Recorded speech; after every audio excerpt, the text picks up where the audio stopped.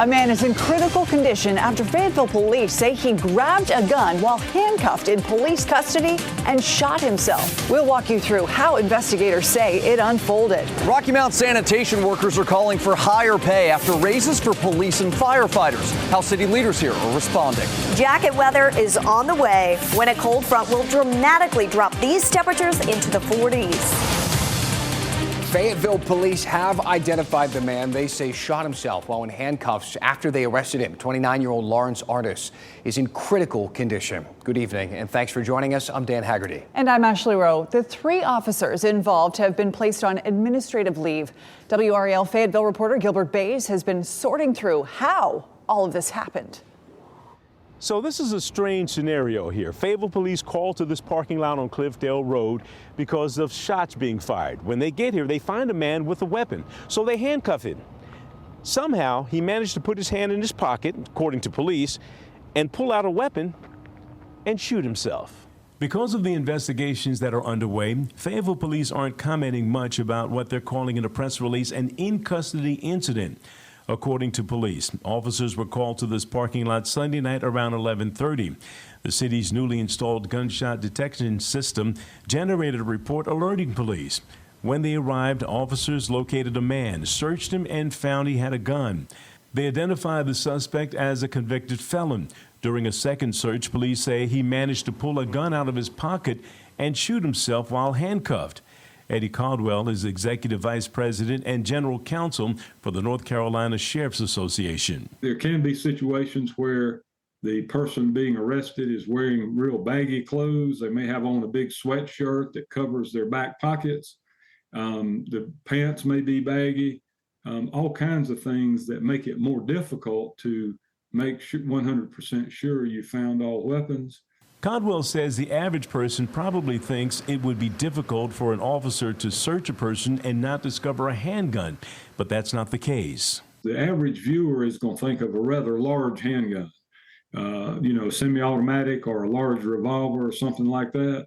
But when you look at Derringers and other 22 caliber pistols, these guns can be very small. So now we have 2 investigations going on. Fayetteville Police, Internal Affairs, conducting their own look into the situation. And now the SBI has also been called in to look into the matter. The officers involved have been placed on administrative leave. In Fayetteville, Gilbert Bays, WRAL News. Hello, I'm Mark Boyle in the WRAL Live Center. Some new information coming out of Craven County Schools talking about the school there. One of the schools in question is going to have to forfeit their championship because of some issues. On your screen, take a look. This is about New Bern High School. Because of academically ineligible student athletes were permitted to participate in the football team during the fall 2022 season, the New Bern High 2022 football program must forfeit all contests. That includes the state championship. They played against Grimsley there from Greensboro. You might recall this game right here. A big deal there. Now, one of the questions here, a lot of parents, students wondering, well, what exactly happened? A lot of questions can't be answered because of laws regarding to personnel and student confidentiality, but they are saying there was academically ineligible students on the team at the time, and because of that, they are having to forfeit that state title. So certainly a big deal here for those students, and one that won't be done just with this announcement. A lot of unanswered questions here this evening. Back to you. Thank you, Mark. Turning now to breaking news in Wake Forest. A serious crash has closed down part of NC 98 in Wake Forest. WRAL's Willie Danley just arrived on scene. Willie, what can you tell us? Well, Ashley, I'm here on Durham Road in Wake Forest that actually just reopened up moments ago following that crash. Take a look at this footage that I captured right after I arrived. You can see both of those vehicles that were involved in the crash are heavily damaged. There were crews out there cleaning up the street and tow trucks that just took those vehicles away. I did speak to the Wake Forest Public Information Officer, and he did tell me that both drivers of those cars were transported to the hospital. We're still waiting to get word on their condition. And this accident is still under investigation. We're going to continue to follow this and keep you updated with what we find out. Back to you. Willie Danley, live in Wake Forest. Thank you. First, police and firefighters got raises. Now sanitation workers in Rocky Mount say it's their turn. However, not all city leaders are supportive of the move. I'm Keenan Willard in Rocky Mount, where sanitation workers are calling on the city for bigger pay raises. Sanitation workers have been calling on the city council for larger pay bumps since April, after the police department's starting salary was raised to $60,000, the highest in the state. Right now, sanitation salaries start at just over $40,000. Sanitation workers say their department is also essential, and they believe they should be paid more as well. Last week, City Councilman Andre Knight motioned to raise sanitation salaries by 15%, but that didn't get enough support to be voted on. WRAL asked the city manager for a response to workers' concerns. He says Rocky Mount sanitation workers are paid among the highest in the state and got an average raise of close to $2,500 in this year's budget. He also says they'll get a cost of living raise up to 4% by March. Keenan Willard, WRAL News, Rocky Mount. Some sanitation workers say they are planning a rally for higher pay in front of City Hall a week from tonight.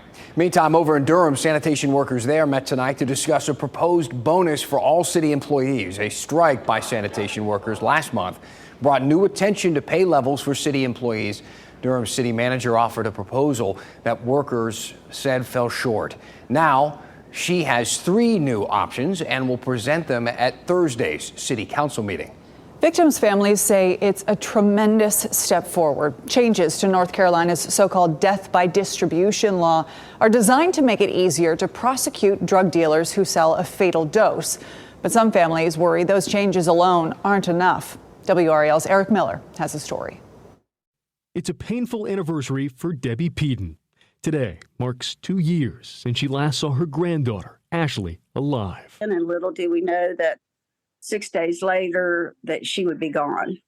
And in Ashley's case, she had been left in an apartment. According to the EMS report, it had been at least 13 hours that she laid there on this floor. In the years since, Peden has been relentless, holding signs in the rain outside the state capitol, showing up at meetings, and reaching out to law enforcement, all to try to raise awareness of the threat of fentanyl and a tool she says prosecutors often fail to use, North Carolina's death by distribution law. But that law got an upgrade last week. Governor Roy Cooper signed on to changes which officials argue will make it easier for prosecutors to prove death by distribution. The law no longer requires proof drugs were sold to the victim in the case of a fatal overdose, just that those drugs were supplied by the suspect. It is a game changer. So, yes, that is great news for all of us here in North Carolina who have fought so hard. Peden isn't the only one who approves of the changes. This is a beginning. Jane Coates lost her son, Jeff, to an overdose as well. She says harsher sentences for people providing deadly drugs are a necessary step. This is what a lot of families are seeking. They're doing it for themselves and for their child that's gone. But Debbie Peden says there's a catch here. If prosecutors still decline to bring the charges, the changes to the death by distribution law are for nothing, leaving closure further out of reach. Can't save her life, but we can help save other children's lives. Eric Miller, WRAL News, Raleigh. Take a look at this video. This shows you just how much damage a vehicle can do to a building after a vehicle, in this case, ran off the road. This happened this morning in Dunn.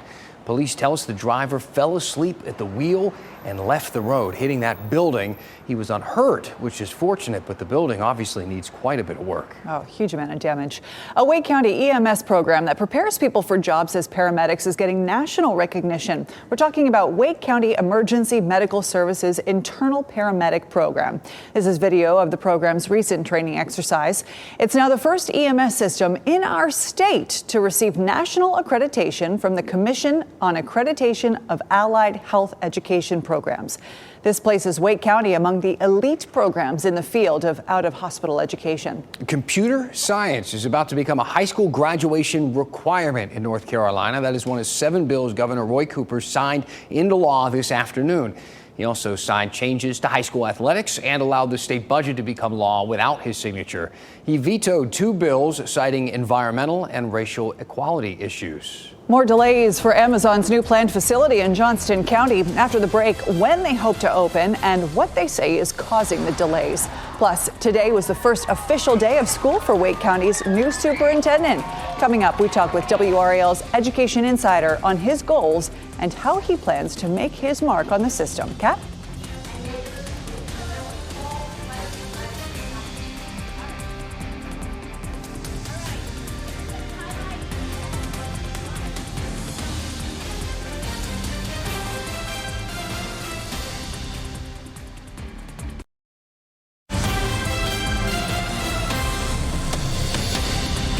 Breaking within the past few minutes here in the Live Center, that Amber Alert out of New York has been canceled. Good news, 9-year-old Charlotte Senna has been found and she is in good health, according to investigators. This is the update right here in blue highlighted. The Amber Alert has been canceled. Charlotte has been found safe and in good health. We are being told a suspect is in custody. She was last seen on Saturday there in that campground, and her family feared that she was abducted. So how all of this unfolded, who is the suspect?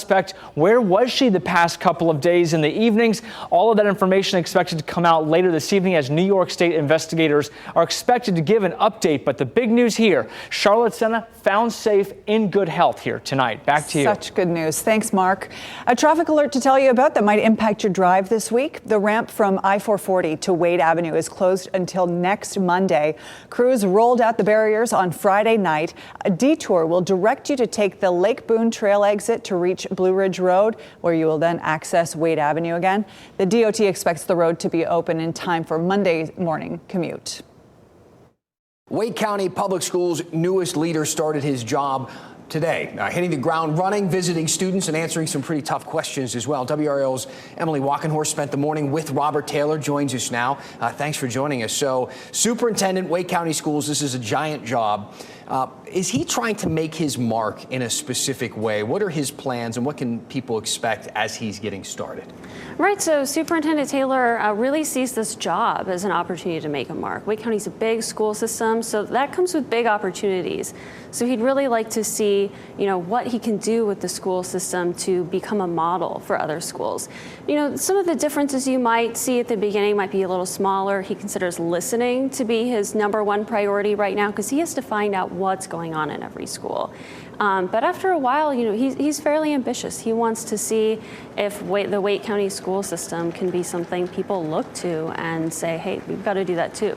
When I'm listening to some of the friends in my group and the parents and what they're talking about, a lot of them have safety as something that's really at the top of their list. And I'm sure he's hearing a lot of that too. Is there something specific with his safety plan that people in the county can expect to see as we move forward?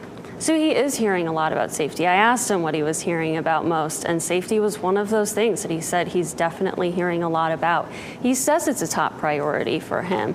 What that looks like, we're going to have to kind of wait and see. We know the school system under previous leadership was not interested in doing metal detectors, for example. We know those have kind of limited effectiveness. They can be effective for very specific things, but not necessarily for everything. And so, we know there's going to be some physical security projects coming up. We don't have a lot of details on what those will be, but there's an ongoing audit of safety in the school system, so we know there's going to be more. We know also that he wants to travel around and go to every single school in the district. Wake County is one of the biggest school districts in the country. So many schools have different communities with different identities and different desires for the way they want things to happen. What is he expecting to learn as he goes from school to school? And that's a big job as well. That's going to take a lot of time. Yeah, I mean, it's also one of the biggest counties geographically, I believe, in North Carolina. So he's got a lot of different communities to visit, and schools with lots of different types of students with lots of different needs, schools that have different types of programming, are at different places in terms of academic achievement. And so he's really just going to be listening to a lot of people experiencing very different circumstances, perhaps, hearing from them about what they think their schools needs. He's going to get a lot of feedback from that to think about. Is there a way parents can give specific feedback, things that they think he should be considering? Yeah, so there's actually going to be an opportunity coming up. I don't believe anything's been scheduled just yet, but they will have some listening sessions with the superintendent. He will have some hosted throughout the county, and he'd like to have those done this school year where he can just hear concerns from people in the community. Okay. Emily Walkenhorst with the latest. That is what is going to be happening with the superintendent. Of course, we will watch his travels along the way and continue to ask those questions. Emily, thank you. The new opening of the new Amazon facility in Smithfield won't open until next year. Tonight, Johnston County commissioners are voting to adjust a deal that struck with Amazon back in 2021. The incentives package gave Amazon tax breaks in exchange for a $100 million investment and 500 new jobs. The goal then was to launch the facility last fall. Amazon says it should be good to go by this spring, the company blaming several factors, including inflation and supply chain problems. Raleigh is making plans to vacuum your leaves this fall. Here we are. It's that time of year. So pickup starts October 30th this year. Pickup will start on the south side of town this year in the gray area that you see down at the bottom of the map. The vacuum trucks will move clockwise around the city. You can find out when trucks are expected in your zone on the city's homepage. So just log on to check that out. If you don't want to wait, you can always fill your yard waste container bags and leave the leaves outside for that collection. But here we are. It is fall. And then soon it will be winter. The DBAP will be transforming also into Woolies Winter Wonderland, bringing joy and holiday fun to families and friends across our viewing area. It all happens November 22nd through New Year's Eve. You can enjoy shopping, get your picture with Santa, or take a ride on the holiday train. To purchase tickets, visit DurhamBulls.com. You know, one of my favorite things about this newscast is that it falls just around the time of the sunset. Look at this beautiful image from Lake Gaston. How about the two folks just sitting right there? I know. I think we're kind of interrupting their nice moment here. They're having like this little romantic thing, and we're just right there. Listen, we can't listen. Turn up the mic, will you? Let's hear what they were talking about. Kat Campbell joining us now. How about that site? That's pretty nice. Oh man, I mean, that's a beautiful place to be on the pier there at the Point Restaurant, or on that boat that's driving by. I mean, it would have been a great day to be on a boat. It was warm this afternoon. Temperatures reached the low to mid 80s. And look at the sunset from North Hills. Also beautiful this evening. We have some nice nights ahead. Tonight, the low is 59, a little bit above our normal low of 57 this time of year. As we get into Wednesday, Thursday, we stay in the 50s, but it's brief in the morning. And then Friday and Saturday, we will temporarily see those numbers going up before they come crashing down on Sunday morning. Sunday morning, lows will fall into the upper 40s here locally, near 50 in Rocky Mount and Fayetteville. But check out Boone, 36 degrees, 43 in Greensboro, 49 in Charlotte as well. It is going to be a frigid start. It's a long ways away Sunday morning, but these are the coolest temperatures that we've seen since early to mid-May. So, you know, it's been a while since we've adjusted to those cool temperatures, and it really should help to get our fall color going, especially in the mountains with those temperatures in the 30s and low 40s.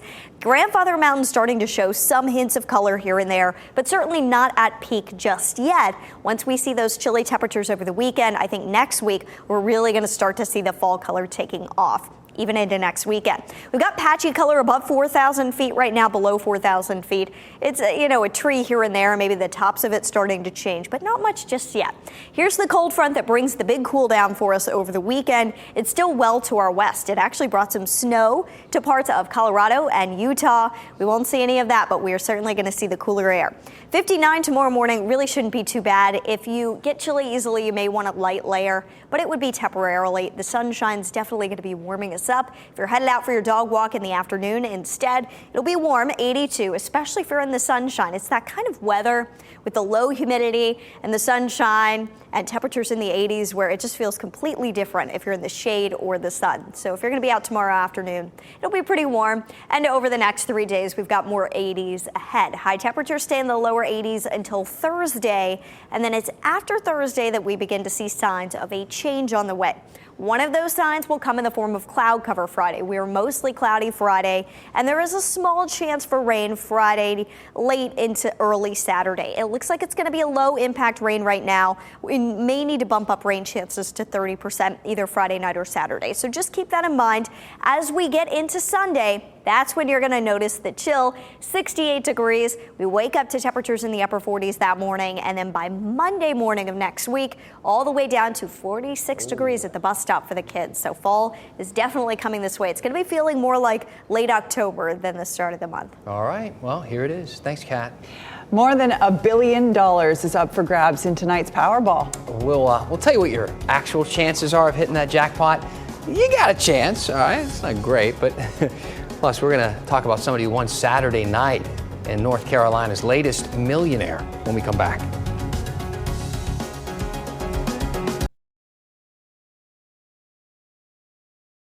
Let's check in on our favorite couple. They're Look up now. at them now. Oh, I feel so bad. They don't know adorable. they're on live television. You know what? Here What we a are. cute sight. Beautiful sunset. Just a great night for They're thinking to themselves, all alone on the dock. Not a soul in sight. Oh, little do they know it's a public display Only of affection. thousands of people watching you. All right, enjoy it, folks. So we now know the name of the North Carolinian. There you go. There we go. Well, they don't mind that I messed it up because they're a millionaire now. Yeah, exactly. Robert Cromell of Middlesex paid for a $3 power play ticket and won $2 million in Saturday night's Powerball drawing. Cromell bought the ticket at the Murphy Express on Gannon Avenue in Zebulon. The ticket matched the numbers on all 5 white balls. Cromell says he chose the numbers from his kids' and grandkids' birthdays. Clearly good days. He claimed his prize today, saying he plans to use the money to help his family. Way to go. Tonight's Powerball jackpot is one of the biggest in the lottery's history. Huge grand prize, more than $1 billion. Could grow even more before tonight's drawing. No one matched all the numbers on Saturday, so you still have a chance to become a billionaire if you'd like. If you hit your cash take home, if you want the cash, you're not going to be quite a billionaire. You're only going to be worth $480 million. Boy. You'll be okay. The drawing is tonight at 11 o'clock, live right here on WRAL. These numbers are just getting so huge. a lot of money. Hollywood writers back on the job, so are the late night hosts. Tonight on WRAL, The Tonight Show with Jimmy Fallon and Late Night with Seth Meyers. They will return with all new episodes. That starts tonight at 11:30 right here on WRAL. I'm glad everyone's back to work. Yes, exactly. Hey, thanks for making WRAL your choice for local news. Our next newscast is 10 o'clock on Fox 50 and 11 on WRAL. Have a great night. Keep watching WRAL News over the air Channel 34 and Spectrum Channel 1257.